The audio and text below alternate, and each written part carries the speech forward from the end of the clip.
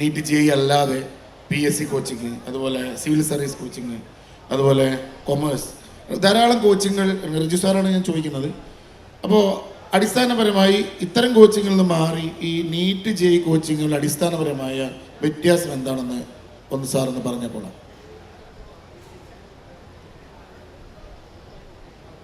നമ്മൾ PSC അല്ലെങ്കിൽ civil service coaching എന്ന് പറയുമ്പോൾ ഇപ്പം ഒരു സിവിൽ സർവീസ് കോച്ചിങ് എടുക്കുക, അതിൻ്റെ ഒരു സബ്സെറ്റായിട്ട് മാത്രമേ ബാക്കി ഏത് പരീക്ഷയും വരുള്ളൂ.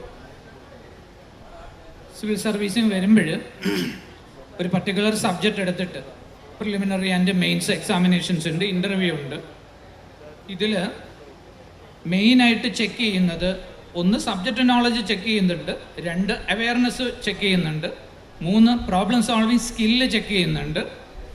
ഒരു പ്രോബ്ലം വന്നിട്ടുണ്ടെങ്കിൽ അവരെങ്ങനെ അഡ്രസ്സ് ചെയ്യുന്നു എന്നുള്ളത്, എത്ര ടൈം കൊണ്ട് അവർക്കത് സോൾവ് ചെയ്തെടുക്കാൻ പറ്റുന്നുള്ള അനാലിസിസ് അതിനകത്തുണ്ട്. അപ്പോൾ ടോട്ടലി ഡിഫറെൻറ്റ് സ്കില്ലുകൾ അതിനകത്ത് ടെസ്റ്റ് ചെയ്യപ്പെടുന്നുണ്ട്. അതിൻ്റെ കൂടെ സബ്ജക്റ്റ് ടെസ്റ്റ് ചെയ്യപ്പെടുന്നുണ്ട്. അത് ലോവർ ക്ലാസ് മുതലുള്ള സബ്ജക്റ്റിൻ്റെ ഒരു വേർഷൻ തന്നെ അതിനകത്ത് ചെക്ക് ചെയ്യപ്പെടുന്നുണ്ട്.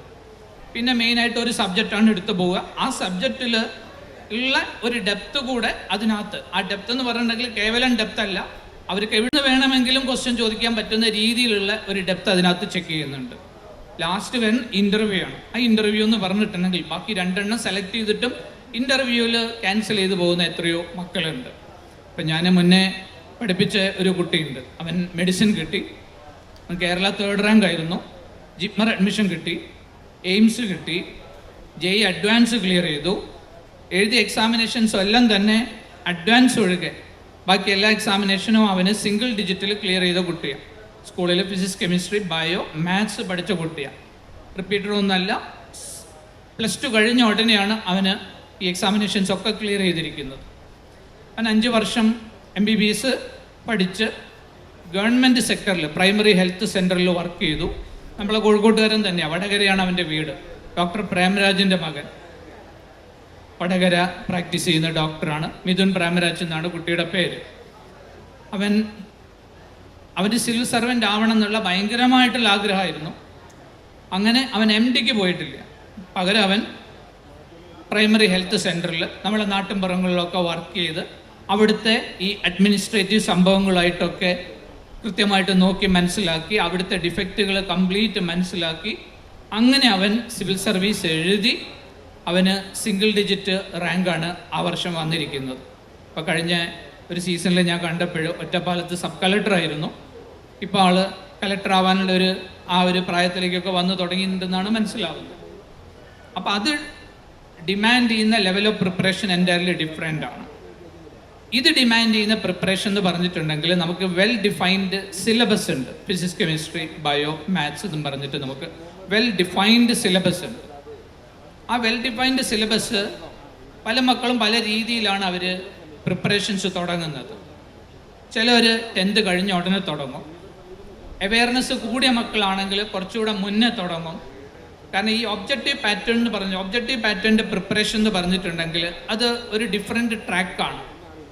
ഒരു തവണ അതിൽ ക്രേസ് വന്നു കഴിഞ്ഞാൽ പിന്നെ ഇത് ഗോസ് ഓൺ, അവരത് ബെസ്റ്റായിട്ട് തന്നെ കണ്ടിന്യൂ ചെയ്യും.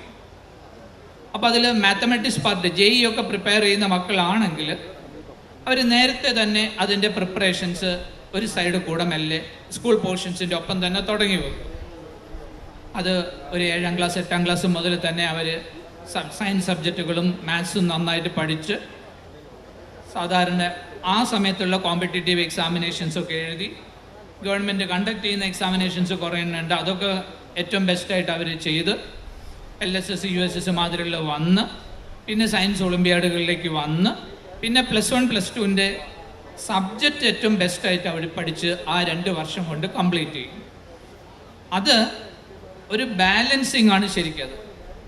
2 വർഷം കൊണ്ട് 2 വർഷം മതി ശരിക്ക് ഈ സംഭവങ്ങൾ എഴുതിയെടുക്കാൻ. കൃത്യമായിട്ട് 10th ശേഷം ഏറ്റവും ബെസ്റ്റായിട്ട് പ്രിപ്പയർ ചെയ്യുന്ന ഒരു മക്കളാണെങ്കിൽ 2 വർഷം കൊണ്ട് സുഖമായിട്ട് അവർ ആഗ്രഹിച്ച കോഴ്സും കോളേജും സെലക്ട് ചെയ്തിട്ട് അവർക്ക് പഠിക്കാൻ പറ്റും. സബ്ജക്റ്റ് ഏറ്റവും ബെസ്റ്റ്, വെൽ ഡിഫൈൻഡ് സബ്ജക്റ്റ് ഉണ്ട്. സബ്ജക്റ്റ് ഏറ്റവും ബെസ്റ്റായിട്ട് ഇൻഡെപ്തായിട്ട് നമ്മൾ പഠിച്ചു കഴിഞ്ഞാൽ പിന്നെ അതിൻ്റെ കൂടെ തന്നെ ഒബ്ജക്റ്റീവ് പാറ്റേണിൽ പ്രിപ്പറേഷൻസ് കൂടെ വളരെ ബെസ്റ്റായിട്ട് നടത്തുക. ടീച്ചേഴ്സിൻ്റെ ഏറ്റവും ബെസ്റ്റായിട്ടുള്ള സപ്പോർട്ട്, ആ ഇമോഷണൽ സപ്പോർട്ട് ഇതിനകത്ത് വളരെ ഇമ്പോർട്ടൻ്റാണ്. അത് പിന്നീട് എപ്പോഴെങ്കിലും നമുക്ക് സംസാരിക്കാം. ഇതാണ് ഇത് രണ്ടും തമ്മിൽ എൻറ്റയർലി ഡിഫറെൻ്റ് ആയിട്ടുള്ള മെത്തേഡ്. രണ്ടാമത്തെ ഏറ്റവും വലിയ ഫാക്ടർ എന്ന് പറഞ്ഞാൽ ഇത് എഴുതുന്ന രണ്ട് വ്യക്തിത്വങ്ങൾ തമ്മിലുള്ള കാലഘട്ടത്തിൻ്റെ വ്യത്യാസമാണ്. സിവിൽ സർവീസ് എഴുതുന്ന ഒരു കുട്ടി എന്ന് പറഞ്ഞിട്ടുണ്ടെങ്കിൽ അവൻ അവൻ്റെ ഒരു മെച്ചോറിറ്റി ലെവലിലേക്ക് വന്നിട്ടുണ്ടാവും. ഒരു ഇൻഡിപെൻഡൻറ്റ് ലേണിങ്ങിൻ്റെ പ്ലാറ്റ്ഫോമിലേക്ക് കാര്യങ്ങൾ ഇൻഡിപെൻഡൻ്റ് ആയിട്ട് കണ്ട് അവൻ അവൻ്റേതായിട്ടുള്ള വലിയൊരു പെർസെപ്ഷൻ രൂപപ്പെടുത്തിയെടുക്കുന്ന രീതിയിലേക്ക് ആ സിവിൽ സർവൻ്റ് ആസ്പിരൻ്റ് വളർന്നിട്ടുണ്ടാവും. പക്ഷേ നമ്മളെ 10th കഴിഞ്ഞ് വരുന്ന മക്കൾ എന്ന് പറഞ്ഞിട്ടുണ്ടെങ്കിൽ കുറച്ചുകൂടെ പാമ്പേർഡ് ആയിട്ടുള്ള ഒരു സ്റ്റൈലിൽ നിന്നൊക്കെ വരുന്ന മക്കളാണെങ്കിൽ ആ ഒരു ഇൻഡിപെൻഡൻറ്റ് വേ ഓഫ് ലേണിങ്ങിലേക്ക് അവർ വന്നിട്ടുണ്ടാവില്ല. ആ എവല്യൂഷൻ ഏത് മക്കൾക്കാണോ എത്രയും പെട്ടെന്ന് നടക്കുന്നത് അവർ ആ ട്രാക്ക് ഐഡൻറ്റിഫൈ ചെയ്യും. വിത്തിൻ നോ ടൈം എന്ന് പറഞ്ഞിട്ടുണ്ടെങ്കിൽ ആ 2 വർഷത്തിനുള്ളിൽ തന്നെ അവർക്ക് അത് ക്രാക്ക് ചെയ്തെത്തിക്കാൻ പറ്റുകയും ചെയ്യും. അവരെ വളർത്തിയെടുക്കുക എന്നുള്ള വേറൊരു തരത്തിലുള്ള മെൻ്റൽ മോറൽ ഒബ്ലിഗേഷൻ നമ്മളുടെ കോച്ചിങ് ടീച്ചേഴ്സിന് അതിനകത്ത് കൊണ്ടുവരാൻ പറ്റും.